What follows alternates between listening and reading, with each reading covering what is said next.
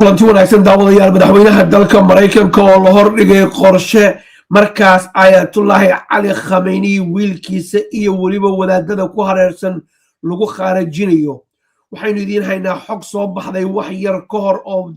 warbaahinta dalka Mareykanku ay tabinayso. dhanka kale madaxweynaha dalka Mareykanka oo meel fagaara ka khudbeynayay oo mooday makarafoonadii iyo kaamarooyinkii inay mar hore tageen ayay kelimadu ka fakatay. waxaynu idiin haynaa video arrintaa ku saabsan, isla mar ahaantaasna Iiraan waxa ay tuunsanayd iyo diyaargarowgii loogu jiray inuu iska cad yahay uusan shaki ku jiranin. dhanka kale wararka caalamiga ee ka imaanaya dalka Mareykanka laftigooda ayaa sheegaya Donald Trump inuu haatan diyaar u yahay, hadalkan dhegeyso, in Iiraan ay cad weyn ay u goyso nuclearkeeda silmigaana ay haysato. arrintaas Tel Aviv ma maqli karto.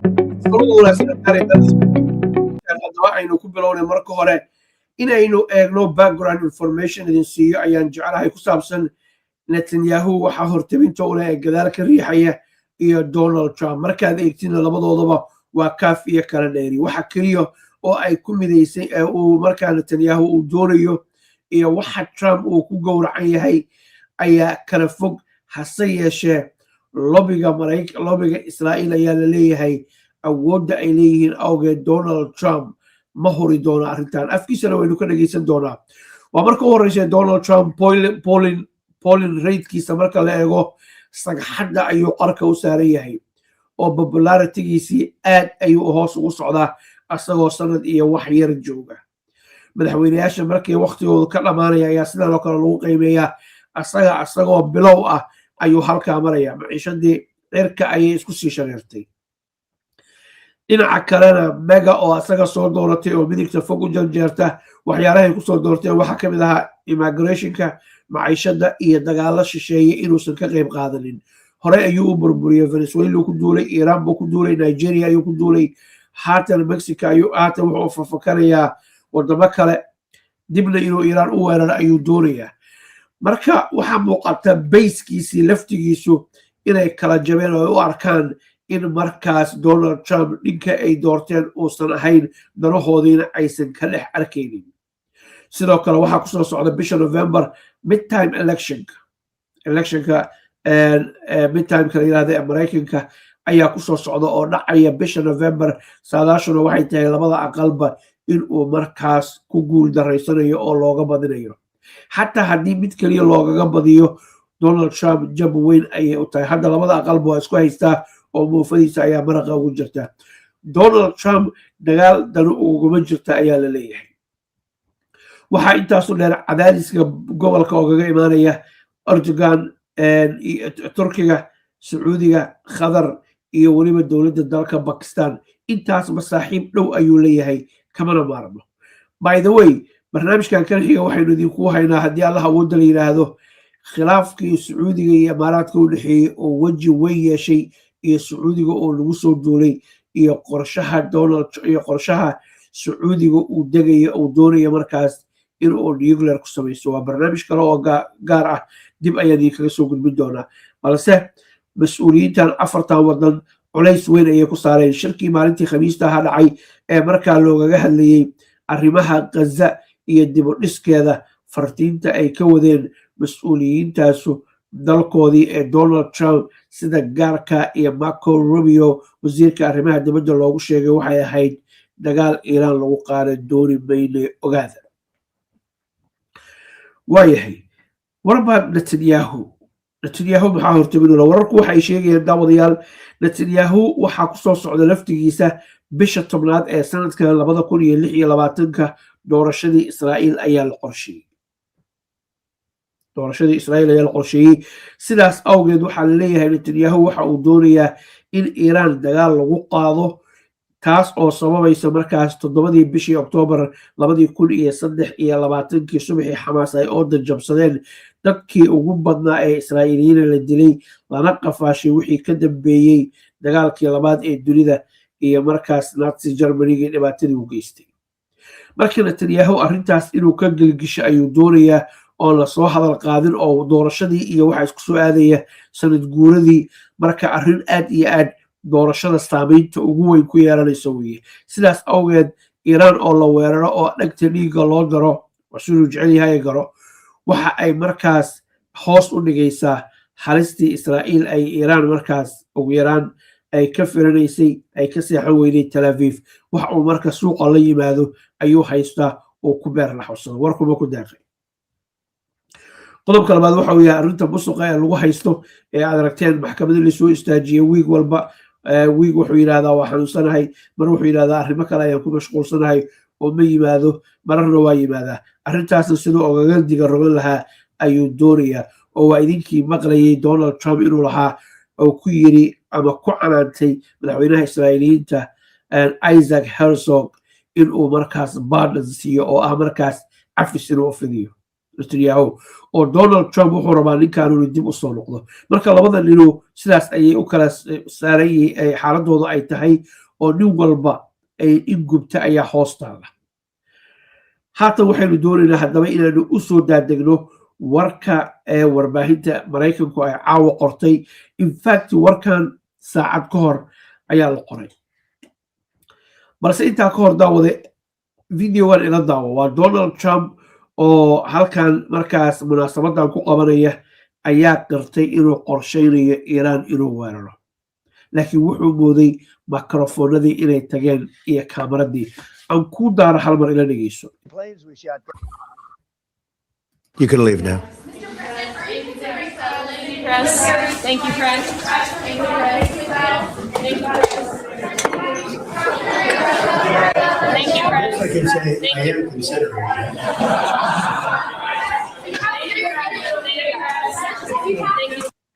haddii inaan maqlaninsa wax badan baa meesha ku jira kugu soo celinayaa marka uu yiraahdo ka baxa qolka warbaahintii baa la saarayaa mar kasta oo warbaahinta la saaro in badan baa kulamo noocan oo kale ka qayb qaatay waa marka la isku sheego waxa jira saxaafadda marka la saaro jilibka la isku dhigaya marka saxaafadda intii la rabay waa loo sheegay baxa la yiri ayagoo sii baxaya oo dibadda loo saarayo ayuu yiri I am considering waxaan ka fakarayaa qorsheynayaa weerarkaas Iiraan sida uu qaadi lahaa marka asaga afkiisa ka qartay mar kale waa ka Donald Trump dabadeedna waxaynu u gudbaynaa qaybta weyn ee barnaamijka oo soo dhaweynaya Ramadaan Kariim Press. Thank you, press. Thank you, press. Thank you, press. I can say I am considering waxaa qosol baa lala daatay markii uu yiri I'm considering waxaa laga hadlayaa dagaal Iiraan lagu qaado qodobkaas halkaas ayaan daawadayaan ogaga baxaynaa waxaynu haatan aadaynaa jilaalada caanka ee badan halkan idinkaga soo gudbinay warka aadka xiisaha u leh ay caawa qortay ee Ayatollah Ali Khamenei wiilkiisa iyo wadaadada ku haraysan la qorshay laga wada hadlay in dhegta dhiigga loo daro jilaadan caad baa u taqaanaan Axios waa Mareykanka laga leeyahay marar badan ayaanu barnaamijyo ka soo xiganay warkan waxaan isleeyahay bahda Brit Somali TV ee dunida daafaheeda joogta waxaan isleeyahay dadkii ugu horreeyay aragtay inaad tiin ayaa jeclay 2 saacadood ka hor ayaa markaas warkan gebi ahaanba u soo baxay meesha dambaskan idin saarnay haddaba dhowr qodob baan doonaynaa kasoo qaadano waa warbixin aad iyo aad u dheer laakiin waxaan rabnaa in aynu nuxurkeeda aynu markaas aynu idiin soo gudbino haddii aynu eegno paragraafka hoose u kore koowaad ciwaanka marka laga soo tago Donald Trump administrationkiisu waxa ay diyaar u yihiin in ay markaas aqbalaan Iiraan nuclearkeeda silmiga inay haysato haddii la xaqiijiyo waa shuruuda garo haddii la xaqiijiyo Iiraan inaysan u diga roganaynin nuclearka waxgumaada ee halista ah sidaas waxaa yiri senior US official ayaa u sheegay jariiradda now way ka duwan tahay hadalkii hadda uu lahaa ee Donald Trump uu lahaa waxaan qorsheynayaa inaan weeraro iyo dowladda dalka Mareykanka diyaar ayay u tahay inay arrintaas soo dhaweyso Iiraan inay nuclearkeeda silmiga haysato haddaysan bab u diga roganaynin dhowr qodob oo muhiim ah haddii aynu eegno oo garaadkeena iyo wararkan idiin soo gudbinaynay aynu siyaabo kale dhinacyo kala duwan ka eegno waa marka koowaade warkan ma la aamini karaa ma war waqti lagu iibsanayo oo iiraan markaas durbaan loogu tumayo oo laxan loo saaraya oo la leeyahay waa idin soo dhaweynaynaa oo sidii horey u dhacday bishii juun dabadeedna dhegta dhiigga loo daro waa arrin possibilitygeedana what do you think adigu maya donald trump dagaal ma rabo waxa uu rabaa in uu iiraan cunaqabataynta ka qaado qaar ka mid ah kulligeed ma ahan laakiin laga xaqiijiyo iiraan inaysan nuclear u diga roganaynin waxaynu ognahay in horey loo xaqiijiyey iiraan inaysan nuclearka waxgumaado haysanin waxayna sheegtay inay diyaar u tahay in la baaro meesha israa'iil iyadu marnaba aysan sheeganin inay nuclear leedahay in la baarana aysan ogolayn marka arrintaanu arrin siyaasadaysan ayay noqon kartaa iyo arrin markaas labadaba way noqon kartaa idinka daawadayaasha awayaashii baa garta goyn jiray ra'yigiina nala wadaaga sidee ayaad u aragtaan arrintan haatan soo baxday ee 2 saac gebigeeduba jirta waayahay qodobka kale aynu jecelnahay haddaba inaynu u gudubno daawadayaal waxa uu yahay qodobkan kale ee muhiimka ah isaga laftigiisu waxaan jecelahay inuu idiin muuqdo insha allahu tacaala markaynu isla akhrino isaan iskula wada akhrino waayahay dowladda dalka maraykanka ayaa sheegtay officialla wey infact waa shakhsiyaad 2 iyo wax ka badan ayaa waxa ay sheegeen haatan in xiisada cirka lagu shareeray upcoming iranian wadaxaajoodka okay si kale u dhigo arrinta kor ayaa loo qaaday wadaxaajoodka soo socda ee dowladda dalka iiraan la sugayo in ay kulanka labaad ay la timaado ama kulanka saddexaad ay la timaado qorshe markaas lagu qanci karo oo donald trump iyo tiimkiisa lagu qancin karo inay miiska keento iyo dadka skepticska ah oo markaas iiraan walaaca iyo walwalka ka qaba ama israa'iil ha la jiraan ama ha ka soo horjeedaan ama yaysan la jirin ama dhexaadahaada laakiin dowladda dalka maraykanka xubnaha ka tirsan ee skepticska ah in markaa la qanciyo oo lagu qanciyo wax lagu qancin kara iiraan inay la timaado marka si kale haddaan idhaahno iiraan meel fog ayaa la geeyey ma la imaan kartaa wax weyn oo loogaga baaqsado weerar ujeedada hadalku waa saas haddii ay la imaan weydo in dagaalka lagu qaadaya ayaa muuqata iiraaniyan cabaas caraaji oo saxaafadda laftigiisu la hadlay ayaa sheegay dhankiisa 3 ilaa iyo 4 maalmood 2 ilaa iyo 3 maalmood gudahooda in ay gebi ahaanba ay ku keeni doonaan qorshe fadhiya oo maraykankuna ku qanci karo iiraanna ay ku qanacsan tahay dagaal iyo colaadna loogaga baaqsan naas cabaas caraaji wasiirka arrimaha dibadda dowladda dalka iiraan waaya qorshahaas ay keeni doonaan waa kaas laakiin dhinaca kale waxa ay maraykanka iyo israa'iil ay leeyihiin xubno ka tirsan xukuumadahaas ayna u sheegeen jariiradda in donald trump uu goor dhow weerari doono iiraan oo this weekend ah weekendigii marka maanta oo sabtiya ayuu bilowday so halkaasna dhinac kale ayaa warkaas uu ka yaalaa waxaan rabaa haatan inaynu aadno meesha arrintu ay u dhimanaysa ee ku saabsan waxyaalaha la soo qaaday ee markaas laga wada hadlay maxaa ka mid ah si aan kuugu soo koobo waxaa ka mid a markaas sida halkan ka muuqato oo kale caqabad kasta iyo wax kasta oo jira every scenario qorshaa loo sameeyey maxaa dhici kara maxaa la samayn karaa tilaabadee la qaadi karaa waxaasoo dhan waa laga qorsheeyey oo dagaalku qorshayn marka horeba kama soo haro guushaaduna waxay ku xiran tahay sidaa dagaalka ugu diyaargarowda u qorshaysid qorshayaashaas waxaa ka mid a ayaa la yidhi ayatullahi cali khameyni wiilkiisa iyo molleska wadaadada ku hareersan in korka laga jaro wiilkiisa maxaa loo rabaa he's a successor potential successor weeye waa ninka dhaxaltooyada inuu isagu heli doono ee la saadaalinayo oo odayga dhaxli doona sidaas awgeed saddexdoodaba in odayga iyo wiilkiisa iyo culammada ku ag hareeran ee markaas aadka ugu dhow xerta shiikha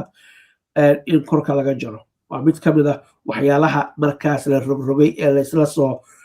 qaaday laakiin talada